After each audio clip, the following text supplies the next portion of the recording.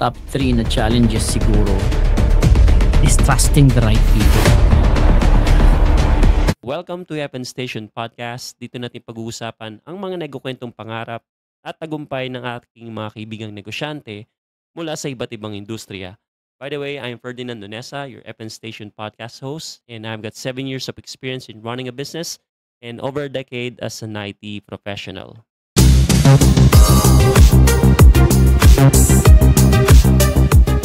Sa gabing ito, isa na namang matagumpay na negosyante ang makasama natin na magbabahagi ng kanyang inspiring story na kapupulutan natin ng magagandang aral. This person is a successful call center owner, na dati ring call center agent, and right now he has almost 200 agents. Imagine 200 agents, and now he's a coach on how to start an outsourcing agency business. So without further ado, let's all welcome my good friend Chris. Ayun. So, mic check. Narinig ba? Okay ba? Rinig bro. Okay, good. Okay. So, magandang umaga sa mga nakikinig ngayong umaga. Magandang gabi naman sa mga ngayong gabing nakikinig. Magandang tanghali naman kung nakikinig ka nito during lunchtime or kapag tanghali. So, ayun, maraming salamat sa pag-imbita sa akin dito sa FN Station. Napaka-pogi at napakabait kong kaibigan. So, maraming salamat. Bro, So, ano bang atin? Ano bang atin? Ano ba yung... Bro, salamat din ano. So actually, hindi lang ako curious ano, even yung mga ating mga magiging listeners ay very curious na din doon sa talagang history kung paano ka nagsimula mag-business or paano ka naging from employee to business. Sigurado ako maraming interesado diyan. And right now, gusto kong i-share mo who you are and what's your business and how long have you been a business owner for? So basically, so my name is Chris Transporto. You can search me online, Coach Chris. So I own a couple of businesses, but yung pinaka main business namin is yung call center nga. And we're here in Cavite, Dasmariñas, Cavite. So we've been in the business, I think, since 2016. So magwa one decade na next year kasi 2025 ngayon. And yun, awa ng Diyos, we were able to start other businesses as well. Yung buy and sell ng cars, car rental, and yung sports shop. And my wife is starting yun naman yung jewelry niya na business. So yun. Grabe Sigurado ako medyo busy ka talaga dyan ano dahil managing 3 businesses. Hindi madali yun Ayun, not to mention din yung tracking, business. Yun yung pangalawa actually sa pinaka-business namin sa ngayon. So yun, call center tsaka yung tracking. And then the rest, mga bago pa lang but we work out. And syempre, using our mga trainings natin ay na-apply yung mga system natin natutunan. So I'm pretty sure and confident na mas lalo din siyang mag-grow. Tama, no? So brother, story time tayo, no? Paano ka ba nag-start ng business and end up doing your first call center business? Siyempre tayo, gaya ng minention mo, di ba? Parang dati kang empleyado. So paano ka nag-start ng business na yan? Kasi nang nag-work kasi ako ng call center, nakaranas ako sumahod ng 8,000 per month. Nakaranas ako sumahod ng basically ganito yan. Siyempre yung unang trabaho ko hindi naman talaga call center McDo, nasa McDo, nag-work ako sa McDo. And dahil doon may mga pumapasok na mga call center, graveyard shift kasi ako doon na ilagay. Okay. So dahil may mga pumapasok na mga call center agent, 'di ba mga call center agent pupunta yan ng mga restaurant or McDo, ganun. Kakain sila, lunchtime nila. So nag-uutan nag-i-English ng mga to pag nag-order. Isang gaganda ka ako ng mga accent nila. So tinanong ko nung work nila. Call center nga daw, ganun. Tapos siyempre medyo mabusisi tayo, medyo may pagka-tsismoso. Magkano ba sahod diyan, magkano ba yung bigayan diyan, yung mga gano'n. So yun, do'n ko nalaman na, malaki din pala yung sahod. Kasi that time, nagwo-work ako sa McDonald's, magkano lang sahod ko dati, ₱28 per oras. Talaga? So siyempre So siyempre kapag nagsabi ka sa'kin na 8,000 or 10,000 yung sinasahod mo every month, mas malaki yun. So dun ako nagka-interest ng Okay.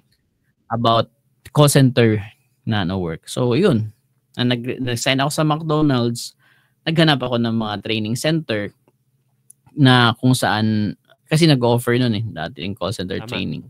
Doon ako nag-training for like 1 month, 100 hours. And then so after noon, well, iba't ibang company na applyan ko hanggang sumabot ako sa Makati kasi originally from Iloilo, Visayas ako eh. So ngayon, nang dumating ako sa Makati, hindi ako ma-accept ng mga company. Kasi siguro medyo hindi pa ako ganoon ka mag-English. Pero nang natutunan ko naman na nakapasok na ako sa company, sabi ko nakaranas ako na sumahod ng 12K, 15K, 20K, 30,000. Hindi pa rin enough. Sabi ko, ba't kulang pa rin to? Sabi ko, hindi pa rin kaya. Sabi ko, what if, kasi kasagsagan yun ng mga online jobs. Parang bago lang din yung online. Way back 2014. Wow. Yun, so nag-i-start yung nagbo-boom yung freelancing na trabaho yung mga, although nagbo-boom naman yung call center, pero nagkaroon ng online platform kung saan nagmi-meet yung mga nag-work from home and then the client. So maraming job sites maraming platform na pwedeng gamitin ngayon eh. So yun, nag-start ako, nag-resign ako sa company. Tapos ayun, unang week na sahod ko 1,500 lang, tapos yung 1,800, tapos tumaas siya ng tumaas, naging 3,000, 6,000, 10,000, gano'n. So sabi ko, ay, mukhang maayos to kasi every week yung sahod, unlike kapag nasa call center ka, 15, 30 yung sahod. So matagal yung antay mo. Which normally naman kasi, sa totoo lang, sa mga listeners natin, minsan, 5 days before sahod, wala ka ng pera. Diba? Totoo yan. So, Danas ko yan. Kahit umabot ng 40,000 ka ako yung commission ko kasi nasa sales, ako nun sales department ng call center. Kahit umabot ng 40,000, sabi ko, ba't kulang pa rin? So, ayun. And then, nang nag-focus na ako na mag-work online, freelancing, may client naman ako na nag-offer sa akin na gustong mag-put up ng call center dito sa sa Pilipinas. And then, ayun, umuwi siya dito. Actually, it was originally from Pampanga. Nang nag-start siya doon, mag-call center sa Pampanga, ang nangyari, hindi rin nagkakaayos gawa ng, syempre, yung bata ka pa sa ganung industry, hindi ka pa marunong mag-manage ng tao. Kapag naiinis ka sa mga co-workers mo, you don't know what to do, di ba? Tama. Sobrang bata mo pa talaga sa ganung business. Mga immature ka pa sa pag-handle ng ganung business. So, we left mga 3 months nang umuwi yung client. And then, umalis kami, and then, sabi ko, kung kaya ko naman pala siyang pasukan ng client, na i-hire niya ako, why not ako na lang maghanap ng sarili kong client.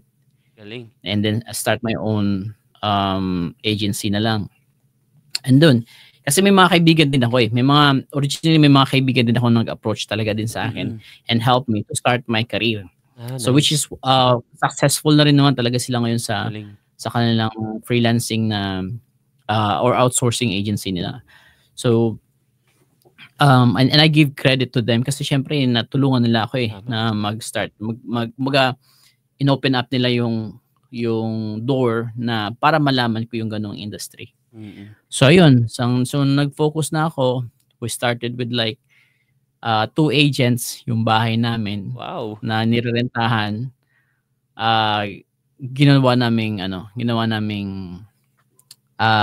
opisina. Galing. So, ang nakakatawa kasi doon bro, ganun pala talaga ako pag sa call center business, pag nag-i-start ka. Ikaw lahat.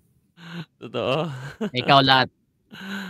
Ultimo carpentero, ikaw yung mag-aayos gagawa ng cubicles. Ikaw gagawa nun, pupukpok, pipintura, ikaw gagawa nun. Grabe.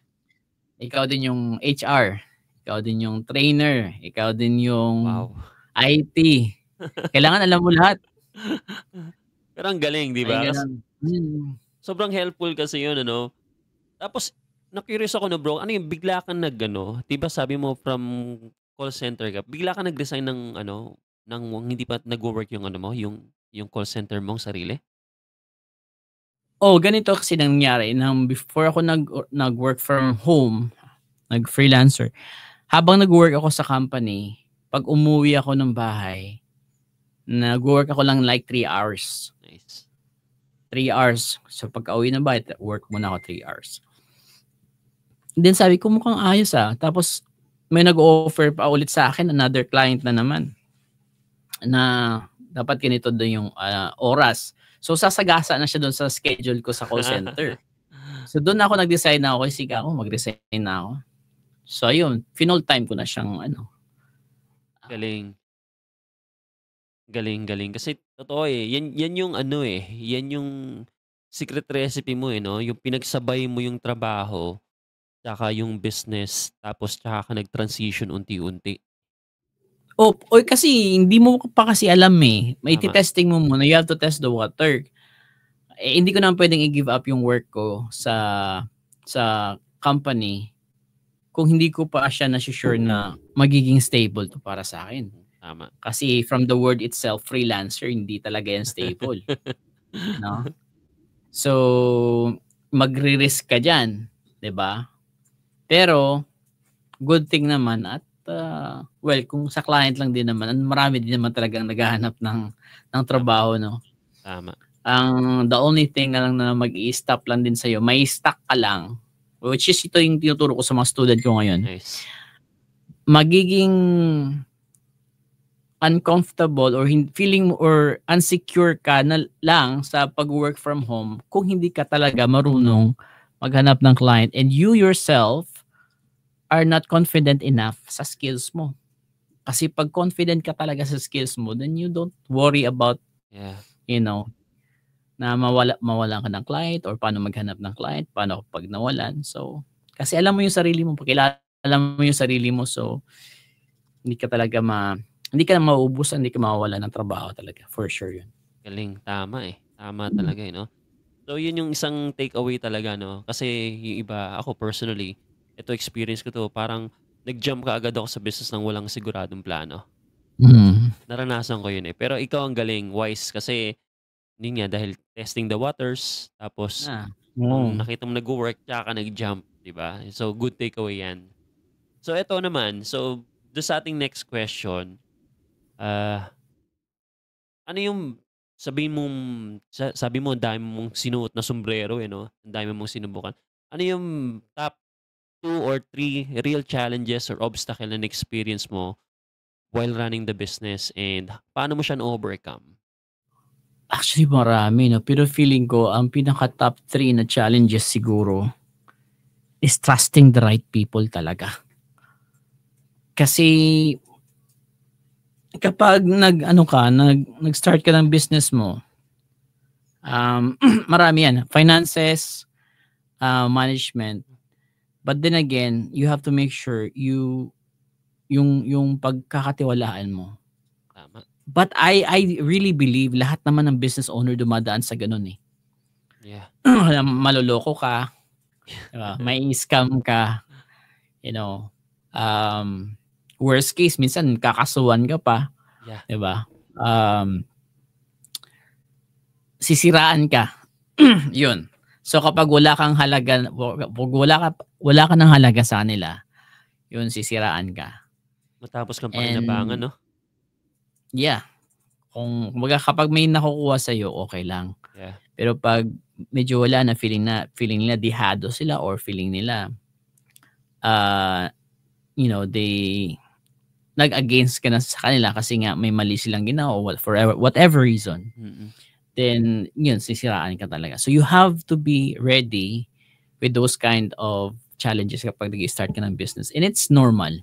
Yeah. Kasi one thing na na-learn ko is as long as you're pure with your intention sa tao, and ang challenges kasi, ang problem, dumadating sa'yo, hindi para i-bring down ka. Yeah. It's actually going to make you strong. Kasi doon sa mga learnings, next time, alam mo nang gagawin mo. Yeah. Na dapat pala, pag ganito, hindi mo to gagawin. Or pag, may mga learnings ka sa bawat challenges na ibibigay sa'yo eh. Pero yan yun, yung one challenges is trusting the right people.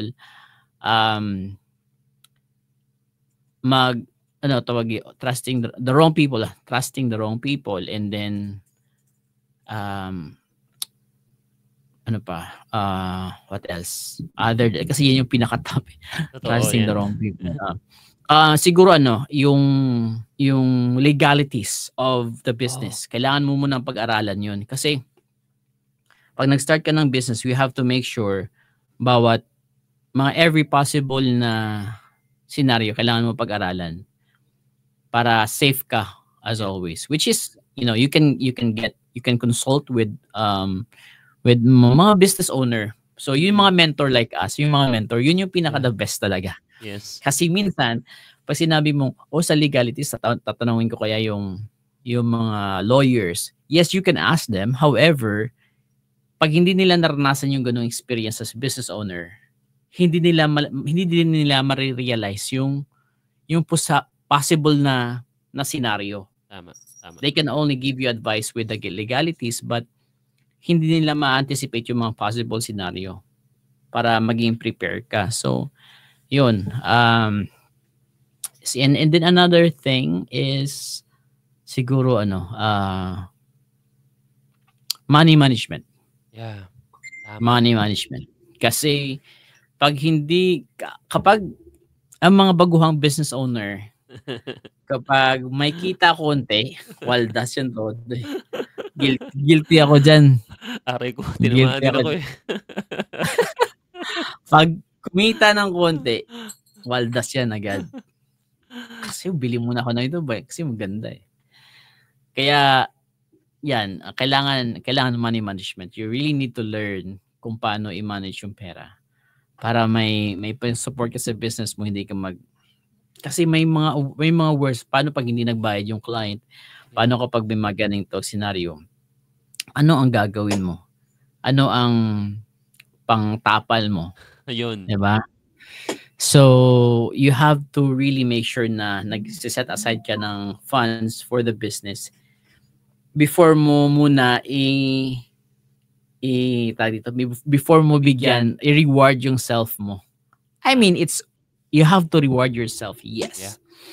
Pero kailangan ma-manage mo muna yung pera pa. Ito para sa self-rewarding mo. Ito para sa business mo. Ito para sa expenses mo. Dapat may ganun. Tama. Galing bro, tama eh, no? So, sobrang inspiring yung part na yan. Kasi totoo yun, waldas talaga sa una eh, no? Danas ko talaga yan, no? So, ito bro, since ilang years ka na rin sa industry, dami mo nang naranasan, nagsuot ka na ng iba't ibang sombrero, marami ka nang natutunan with your mistakes. I'm sure behind those mistakes, syempre meron din naman mga wins and mga success. So ikaw bilang negosyante, ano yung mga masasabi mong totally rewarding, yung talagang masasabi mo na buti na lang nag-jump ako to business? Yung mga success and wins mo sa pagiging negosyante.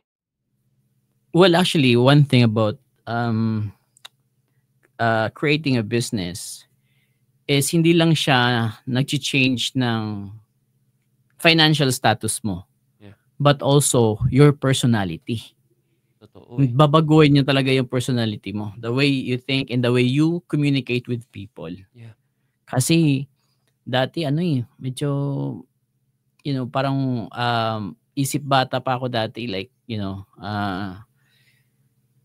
yung goals ko is only to earn money and para sa sarili ko. But no, when you are actually a business owner, you also looking forward doon sa mga mabibigyan mo ng trabaho. Yes. So I think my greatest success or wins in life is, I think, and not only we get closer to God because of the problems, the challenges Yeah. na huhubog sa'yo along the way while you Yeah. are building a business. So doon talaga i-test din yung faith mo. Yeah. But at the same time, yung wins mo doon is because you fulfill your purpose, one of your purpose, no? Yeah. Which is to help, to provide jobs. So I think that's my greatest wins in life, providing more jobs sa mga nangangailangan, and we get closer to God, our family, because of the challenges that we encounter along the way.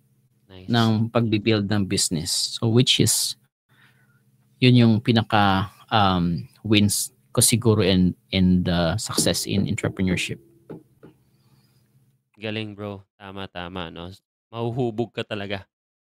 Grabe yun. Grabe. Sobrang inspiring yung part na yun. Kasi at least you found your purpose, tapos napalapit ka pa kay Lord. So, yun naman talaga eh. Pagka parang at the end of the day, parang yun talaga yung will niya no? Yung talagang mapalapit ka sa Kanya because of the challenges talaga.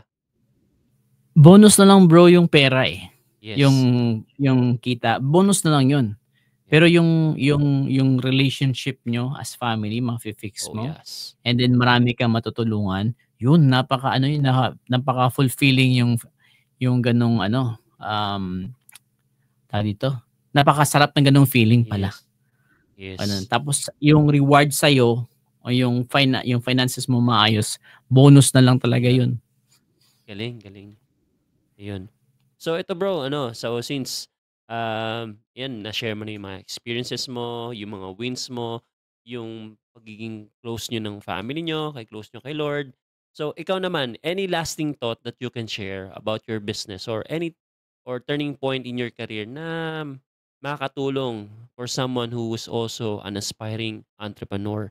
So sa mga startup business owners or probably nangangarap pa lang magsimula ng kanyang business, ano yung pwede nating i-share sa kanila? Siguro everyone is unique.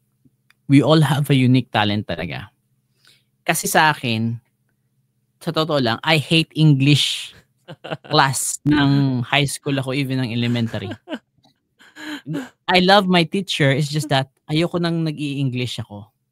Same tayo, bro.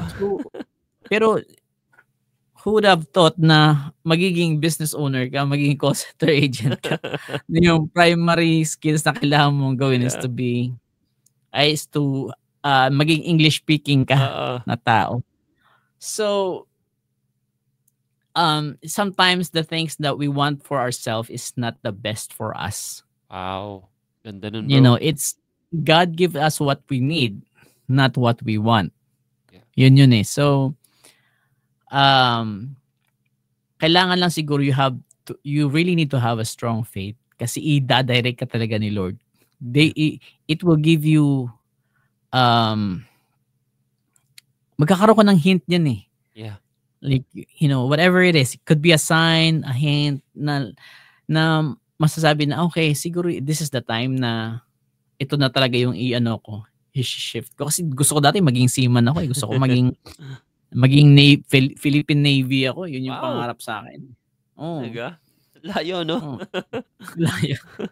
Layo. Tapos yung ang nag-college ako, first sem lang kasi ako, hindi naman ako Talaga? High school graduate lang ako. Hindi naman ako nakatapos ng college eh. Wow. First year, first sem lang. May back subject pa akong 3. Di ko pa nga nakuha class card ko hanggang ngayon. Doon pa yun eh. Diba? Grabe. So I just consider myself as a high school graduate. So siguro hindi pamantasan din kasi siguro bonus yon yung makapagtapos ka. Yes. It's a big thing na kailangan mong gawin din. But that doesn't define you at the end of the day. It's actually your attitude and then your yeah, your faith in your attitude towards other people. Kasi makakamit ka ng maraming tao na magbibigay sa'yo ng idea na, ay, try mo to, try mo to, try mo to. And then, it will come to a point na ma-realize mo na, okay, may isang bagay na para sa'yo. We don't know, maybe you don't know what it is right now, but later on, darating sa point na ma-realize mo, ay, teka lang, parang yung interest mo, nakafocus na doon. Pag yung interest mo, nakafocus na doon sa bagay na yun, yun, for sure. Nice. Tapos then, be the best. Yeah. Na do your best na mag-workout ka dyan sa ano na yan. It may not be perfect from the very beginning. It may not be 100% from the very beginning. Kasi first of all, you have to remember, you have to learn everything. Lahat naman tayo nagsisimula sa learning. So if it doesn't work out for a couple of months, even a year, that doesn't mean it's not for you. Yeah. You know, ang yung sinasabi nila, anything that you lose focus on or mismanage, then you will lose it. Yeah. Kapag hindi mo na ma-manage na mabuti, hindi mapapasa yun. But what you focus on is mag-grow. Yeah. Tawag doon. Kita mo, di ko nga ma-translate sa English. Nahihirapan ako may English. Diba? Na kung ano yung fino-focus mo, yun yung mag-grow. Yeah. Kung ano yung nami-mismanage mo, yun yung hindi rin siya forever na magiging sa'yo. Nice. So focus on one thing and manage it well para mag-work talaga for you. Galing. So tama, no? Parang take away din dito, bro. Since yun nga, yung first business mo nag-work na. Baga since nag-work na siya, yun yung time na nag-try ka ng iba. Kasi yung iba, ang misconception ng iba, ang daming sinusubukan, sabay-sabay. Hindi nila alam, hindi mag-workout. Mag-focus muna sa isa, and then eventually, pag nag-work na yung isa, tsaka mag-add ng something new. Kasi ganito yan, kapag hindi nagbo-work, ibig sabihin, may kulang. May kulang or meron kang na-miss na steps. So, kailangan mong hanapin yung kung ano yun. Kasi hindi pwedeng hindi para sa'yo yan. I don't know but okay. Hindi kasi ako yung naniniwala sa ganung kasabihan na pag hindi talaga sa'yo, para sa'yo, hindi para sa'yo yun. Pero hindi kapag gusto mo yung isang bagay, you find your way kung paano mo mabubuo yun. It could be a missing pieces na kailangan mong hanapin or missing steps. Or na-miss mo lang yung steps. May kulang or may na-miss ka lang na steps. And you have to find out kung ano yun. Kasi pag na-find out mo yun, for sure it's gonna work out. So, and after that, then saka mo siya saka ka na naman mag-try ng another one kapag na okay mo na yung isa. Kasi di ba, kahit ka sa marketing natin, di ba? If you're marketing to everyone, you are marketing to no one. That's right. So, workout mo muna yung isa. Tapos pag umokay na, saka mo na try yung iba. Hindi yung kaka-start mo pa lang, hindi nag-workout, try ka na naman ng isa. Hindi nag-workout, try ka na naman ng isa. Hindi talaga. Hindi talaga mangyayari yan. Galing. Tama, bro. Galing. Daming learnings doon, no? Daming realization and mga review. Review sa akin din in a way. Kasi, kumbaga, especially sa mga magiging audiences natin dito, na check yourself, baka nga ang dami nang ginagawa. Kaya wala kang na-fulfill, wala kang na-accomplish. No? So, ayan, bro, no? Since so thankful with everything that you've shared, so much value, learnings, and this time I will give you the floor. It's time to promote your business. It's time to promote you yourself as a coach. And I'm sure hindi lang ako ang matututo dito. Maraming mga freelancers ang nangangailangan ng service mo at ng guidance mo. Kaya na sinabi mo, hindi madali. Kailangan merong nagtuturo. So, Coach Chris, it's time to share what you can offer to the world.